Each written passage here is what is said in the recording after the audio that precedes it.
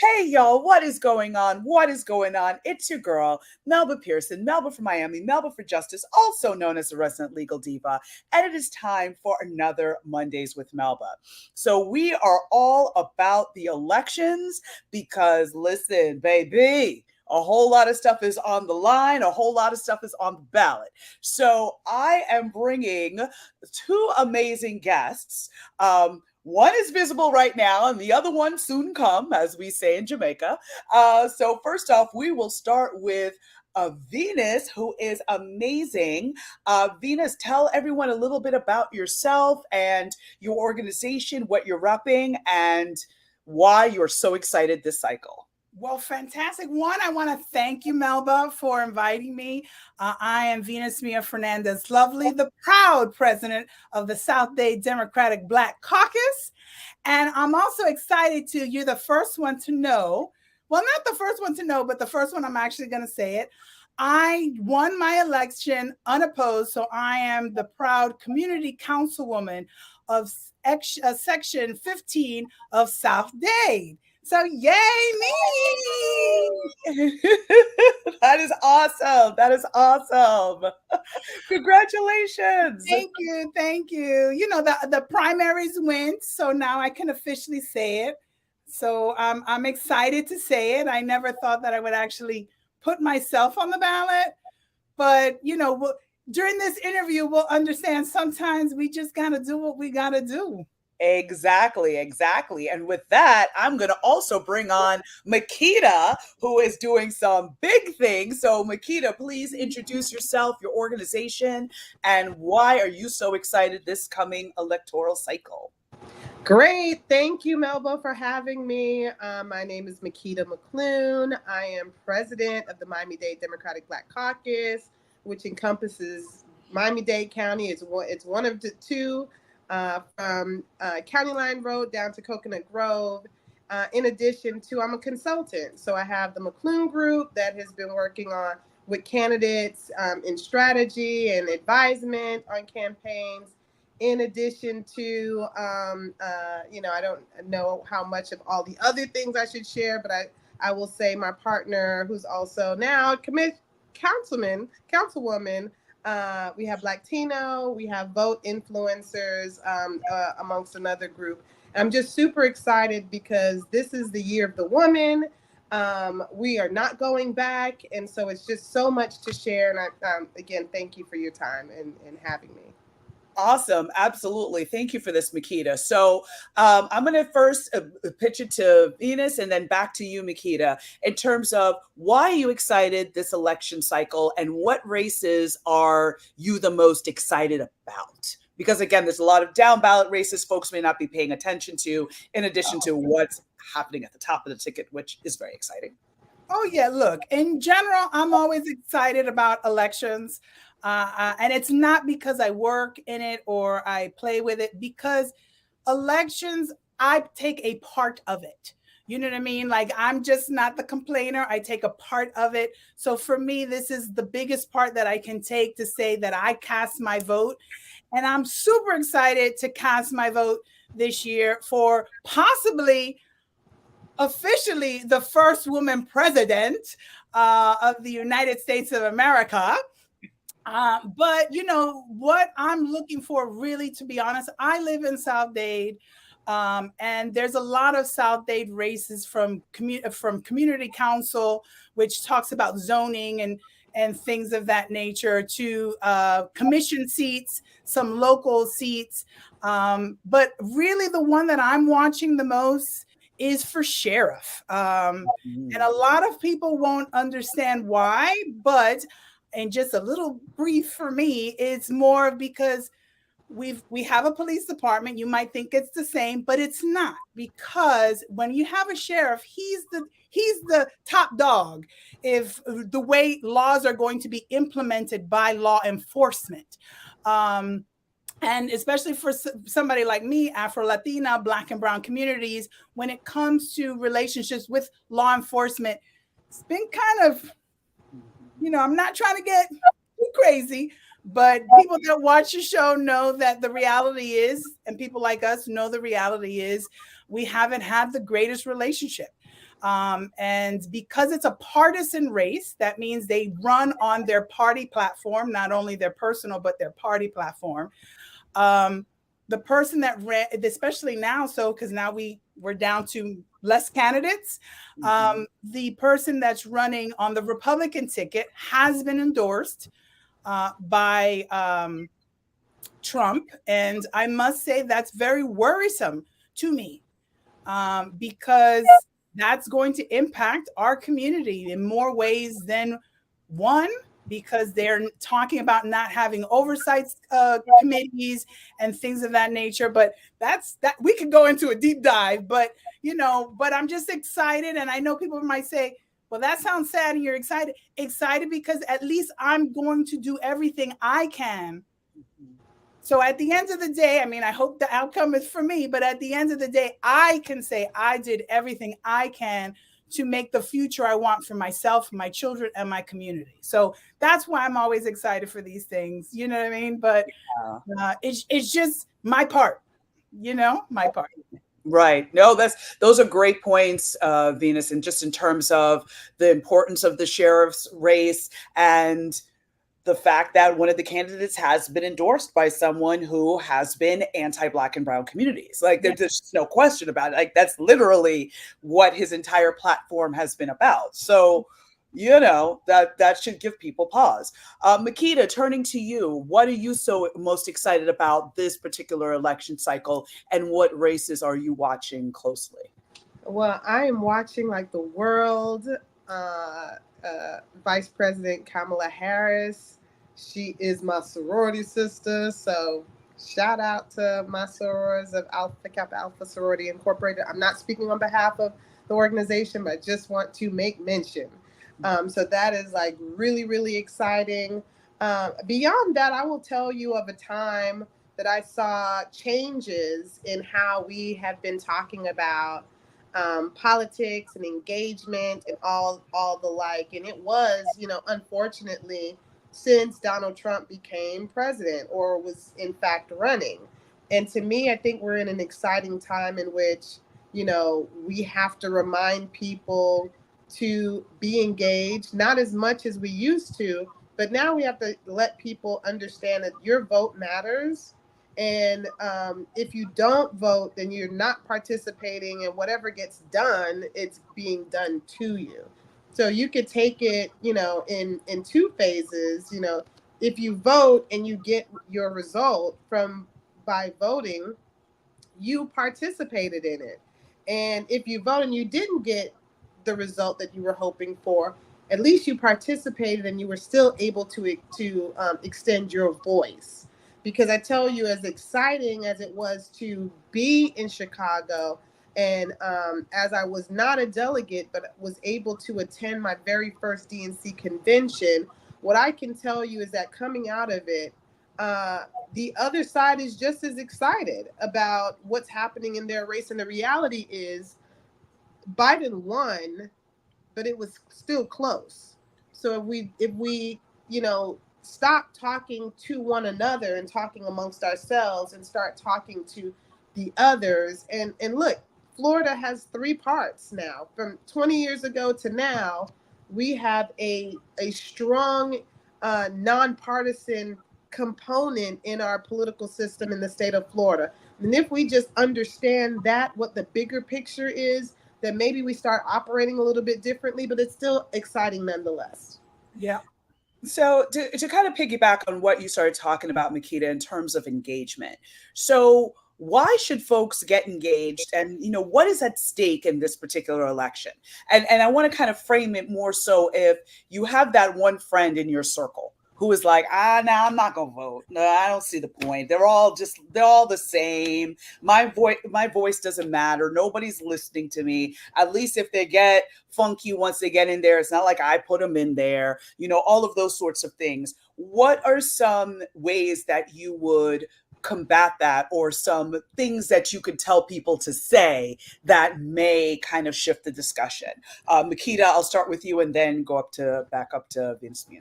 Well, I think most people know that I'm not one of those aggressive type personalities. I want to take the time to listen because I don't think that we do it enough. At one point, I was one of those people that, I had friends that decided that they either weren't going to vote or voted for someone that wasn't the candidate that I was suggesting. And it made me upset, and I ruined the relationship. Now I kind of take into account their position, and you have to think about or start to ask the question, well, what's important to you?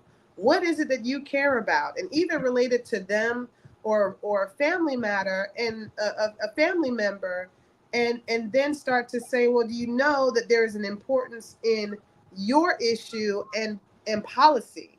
And with that policy, there is a person behind the policy that's either going to believe in what you believe in and support that and move for that to happen, or quite the opposite. And I think we're in a time and space that, at least in Florida, if we talk about anything Black, we are seeing the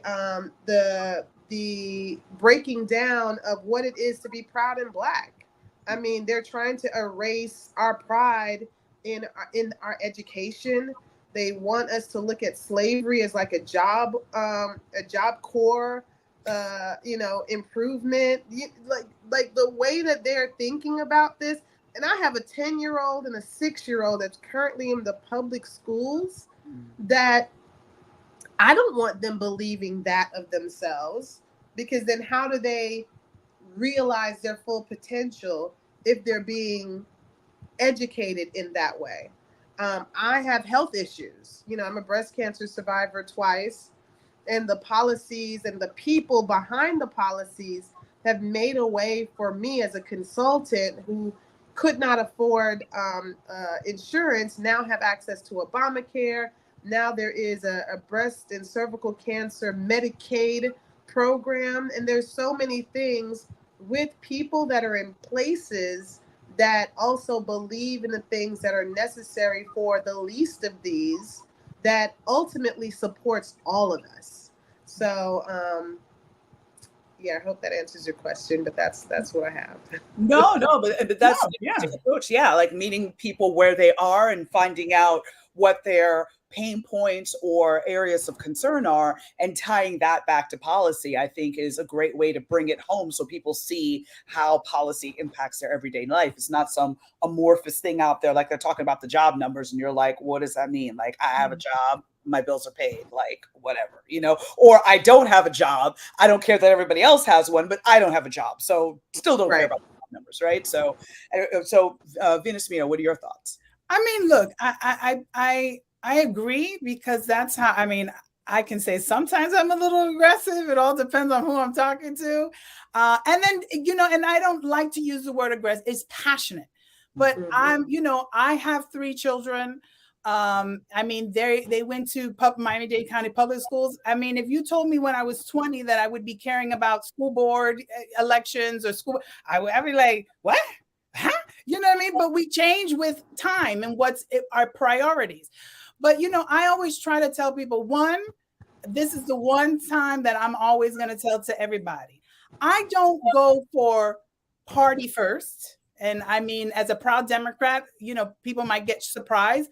I go with how these laws impact your life, from the school, from the light to your house, to how many places are being built, the cost of everything is. These are all laws. Sometimes people don't realize that they impact. Even if your kids wear uniforms to school, that's a law. You know what I mean? Like, it's a rule of law and ordinance. They have different names for them, but they all mean that means somebody put it there. So I'm like, so don't come to me with complaints or you don't like something when you weren't part of the solution, which your solution is voting. Right or wrong, once you cast that ballot, and I'm not here to tell anybody I would like them to vote one, a certain way, just because I'm a little more involved. But in general, I just want you to find an issue that you feel is important. Maybe it's the cost of your, of the health insurance. Maybe it's your rent. And then find a candidate that you agree with, that, because none of us know everything. Even the candidates don't know anything. I don't care what anybody says. None of these know everything. There's a platform, find something that you like, and at least cast your vote. Once you cast your vote, then we can go into some nitty gritty. Because if you didn't cast it for who I might think, depending how you come to me, is how I come to you. I'm just being honest about it.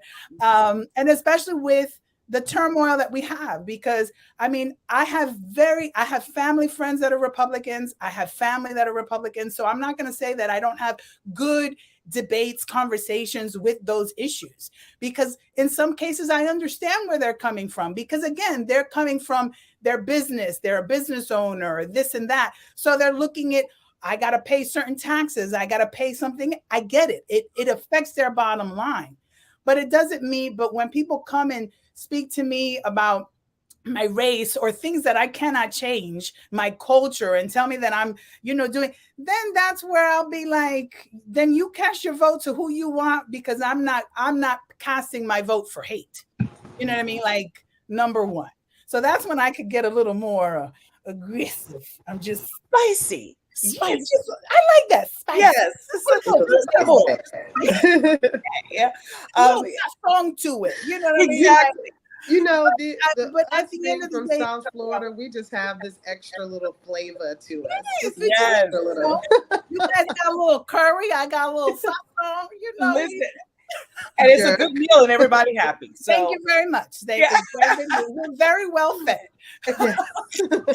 So, and I wanted to tie what you were saying, Venus, just in terms of,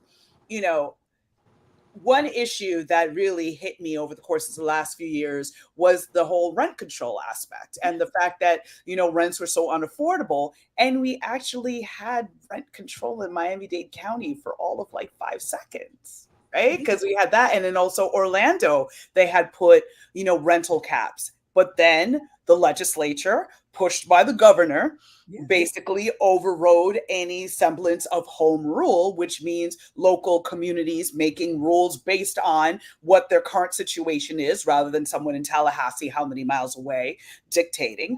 And so, basically Miami-Dade and Orlando are like, listen, people can't, like our first responders, our folks that work for the post office, whatever, they can't rent anything. So let's figure out a way to help folks. And they basically block that. So that's something very basic that folks, I think, can get their minds around. Yes. You understand how now we don't have rent control and whose fault it was. Exactly. And then look, and this is where, I'm not going to blame anybody, but we can blame all of us, you know what I mean, in together, is understanding the way the system works. And I say a system because it is a system. Sometimes the county or municipality can have a certain law, but there's still an oversight. And for right now, Miami-Dade County, our oversight would be the state of Florida. So yes, the county implemented some things, but if they change the certain, Florida laws, which basically is changing our Florida Constitution, it, you know what I mean? Like, it changes what our certain elected officials can and cannot do. So we can't just be pointing to, it's just him. It's not just him. Or just her. I'm not making fun of the males. I'm just saying it's just not that person. You know what I mean? It's a they situation. And sometimes it impacts us more than we can. I mean, even when I tell people that we had, rent control, and I'm like, yeah, because it was like for a second. Like, it was literally for a second. They didn't get a chance to even implement it fully. But, I'm a single mom in Miami-Dade County, and I'm not going to lie, I make a very nice living. But when I do rent, but when my landlord wants to go up $500 a month, my paycheck didn't jump $500. I mean, right. I'm just throwing it out there. I mean, they can if certain people want to do it. But it has not done that. I'm just throwing that just in case they listening. He can fill it up a little bit, you know. Right? You're like, the cost of living has increased and my Yeah. salary has not. Exactly. And then certain jobs, because, and this is just understanding certain jobs, if you work for corporate organizations, if you work for other municipalities, they have in their rules sometimes how much they can go up per year. And unless, you know, if you work for the municipality, which is, if I just for those, that means city or town or village, you know, they literally put it in their laws. Some of them say that they can't go more than 5% per year. So if they cannot give their employees more than 5%, because it's written, so they're giving them the maximum, but the cost of living is going up 7 and 12. That means eventually we're all going to fall behind. Yep. Maybe you don't feel it now, but you know, you know. And that lends itself not even on rent control, but just affordable housing in general. I mean, I am blessed that my parents purchased this home in the 80s. I could not come back as a fully fledged working adult and buy this home. I can't. And so I'm here. I live with my siblings. My niece and nephew, the kids, I'm Auntie Mommy. They live with us. And thankfully we have enough space that we're not on top of each other. I mean, my uncle is visiting from out of town. Again, thankfully we got the space, but I just can't imagine. And I'm saying we're talking about homes that were, you know, roughly, you know, $40,000, $50,000, $75,000 that today is $800,000, you know, $500,000, you know. So, you know, think through, like, what is taxes? What is owning a home and being able to afford the upkeep to the home? It was one of the points that my candidate was campaigning on. Unfortunately, he wasn't able to make it through the general. But there is a lack of an affordability aspect with, forget just buying the home, but can you maintain its maintenance? You will lose your shirt and your home if you can't pay your taxes annually. God forbid if you live under an HOA. Like, there's so many loopholes that then, you know, they push you forward and then they figure out a way to take it back quickly. And again, I'd love to, like, entertain the conversations with consultants and entrepreneurs that are in the political spaces, that once election cycle is over, we're like trying to figure out our next move. And so how do you maintain a sense of stability and just being able to, like, live an equitable and the American dream if, you know, you're living and dying off of what happens during the election cycle and you can't get pulled over into an administration? And I've been fortunate to work for a couple of electeds here and there, but for the most part, it's been a struggle. And if you understand some of the politics behind that, you know, you know, it's a whole, you know, internal apparatus that, you know, is least to be desired. Yeah. No, but I mean, and also just piggyback quickly what Makeda said regarding an American dream. My American dream might not look like yours, and it's okay. Again, I have 3 kids, so certain concerns are not, you know, I mean, I don't care what the cost of a boat is because I don't like to boat. Other people can have the boat. I'll ride in it. I'm not saying I won't ride. I'm just, but you know what I'm saying? Like, my thing is education. My thing is, you know, they're going to school. I mean, I have one in college now. I have a senior and a junior now in high school. So I'm looking at, like, those costs. And I'm looking at federally, you know, when they start cutting the Department of Education, the federal Department of Education start cutting, you know, the money, the FAFSA, you know, or local department of, you know, or our local state Department of Education, not giving them the requirements to be able to make the minimum that these schools are looking for. You know, that right now. And that's why I said, like, I mean, I did sell my house. I was a homeowner, but just like what she said, I got to the point because I lived in an HOA, because I lived in a gated community. I got divorced. And they jumped up, and I was like, yeah, if I just spend all my money on here, I won't be able to take care of the wrestling that my son's in, that's helping him even want to be in school and do the grades that he wants. You know what I mean? Like, or, and you know what I'm saying? So this is what I'm saying. Like, everybody's American dream is not the same, and that's okay. But that's how we need to vote. How are these things affecting your American dream? I Exactly. mean, as another example, when it comes to education, again, my niece and nephew, uh, the local school that's literally like 4 houses away, walking distance, the elementary school that I went to, all of a sudden has now changed from being open to all that's in the area to now focusing on this. I believe is not disadvantaged, but I can't remember the type of students now that they've just changed the school over. So now my niece and nephew have to be bused to a neighboring school. Wow. Parents don't have a vehicle. So if I'm not in town and I'm not physically taking them, they now have to take transportation. At elementary school, you have to pay for it. After school care, now they have to pay for it.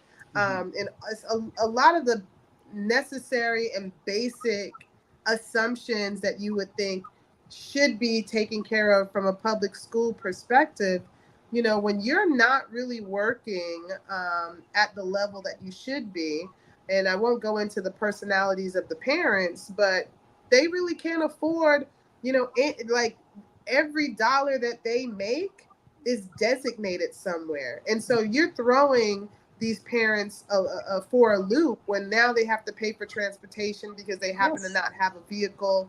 Depending on their job, they can't leave school to pick up the first grader versus coming back in an hour and a half to pick up the fifth grade. There is a lot that's at stake, and God bless my sister and my niece and nephew for community, because the community, her little village, wraps her arms around there. We need to get back to that, because right now we need help. People need help, and that, to me, that is the most important reason why we need to vote, because we need community again. We need our neighbor across the street to understand that this neighbor needs food, water, milk, or go to the open garden places on the weekend and bring home something and pass it on to your neighbor. That's actually what still happens in my neighborhood. Now, my neighborhood is filled with older retired people that they've all owned their homes since the 70s and 80s. But can you imagine when my neighbors start to pass on as ancestors, and what happens behind us? There is a lack of community, a lack of camaraderie, and it's scary to navigate through these waters, because our rents, our home values is not being driven up by the people that are from here, that live here. It's folks from New York. It's people from Connecticut and outside that's looking at our affordable homes and is like, oh my God, it's so cheap. $3,000 for rent. Right. But I mean, and then for us, we just can't afford it. No, but it's exactly, and we were talking this a little offline before we got online. When I was traveling to DR, you forget the blessings that we have sometimes. Yeah. Mm-hmm. And I can say for myself that I don't vote for myself only. I vote for others, because I know the blessings I have. And, when I see people that for $50, they cannot get help for after school care because they make $50 a month more. When I see, my friend Makeda that was going through, her health scare, that, that something like that can happen to any one of us. Mm-hmm. We could be okay today, and tomorrow, a whole nother gambit.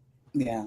Yeah. And if you don't want to vote for yourself, like, vote for your friend down the street, for your sister, for your mother, for your boss, from your neighbor. Like, vote for someone else that can't vote, or that doesn't understand the impact of their vote. Vote for them, help them.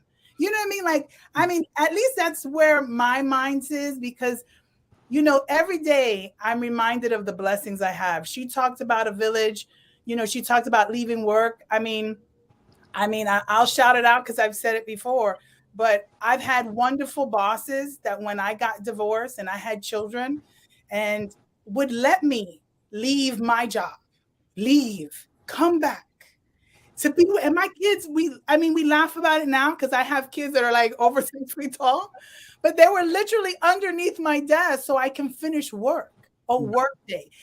You know, again, the first time wasn't like, yeah, sure. It was more, well, I really like you. Let's try it, but we need to get these things done. Mm-hmm. And I said, if you could give me the opportunity, I'll show you. But it was somebody giving me that opportunity to show them that I can leave, come back. My kids would be well behaved and I would finish my job. So I didn't lose it. Mm-hmm. And you know what I mean?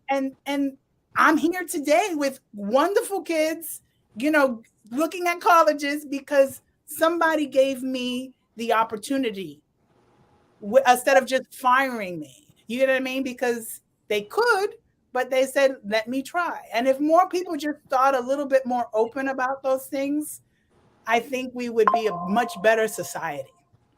That I absolutely agree. But let me just pivot to one thing because we're starting to get to the tail end of this. So what are some actions that your individual caucuses are doing that folks can get involved with and all of that? And how do they reach you to be able to get involved? Makeda, I'll start with you and then I'll end with Venus. Well, right now, the focus is squarely on what can we do to amplify the vice president and to look to the ballot initiatives and candidates that are in the county. We're going to be working on canvassing, phone banking, and the lot.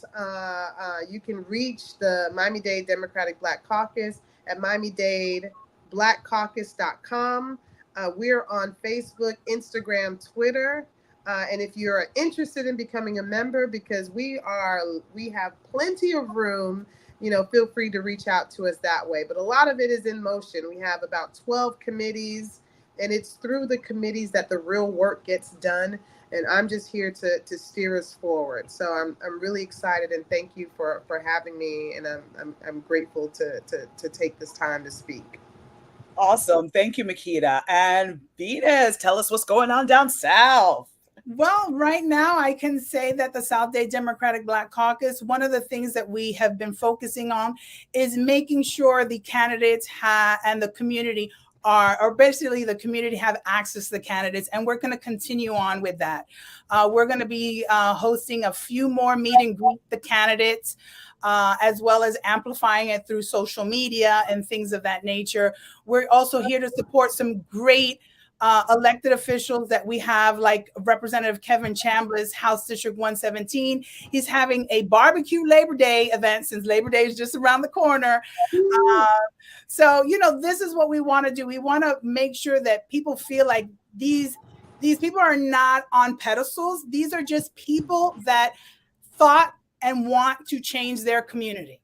So we want to make sure the community has access to them, that they don't just feel like they are, you know, unreachable or unattainable, that these are people just like them, and they can maybe one day run for office as well, that just want to do something. So that's what we're trying to make sure, that people have access to them on a one-on-one basis. And so, you know, if you want to get a hold of the South Dade Democratic Black Caucus, we are on social media. We are SDDBC Ron Brown. And we also, our email is sddbcronbrown@gmail.com. And remember that the elected officials are public servants. So they're supposed to be accessible to us, supposed to be. I know that that's not the case, but I think that there is this disconnect where we don't regularly remind people that they're supposed to be serving the best interest of you. And if that doesn't happen, then this is your one time to be able to make a change, an adjustment, or a confirmation by allowing them to be reelected. No one should be guaranteed their position over and over and over again. Exactly. Absolutely no one.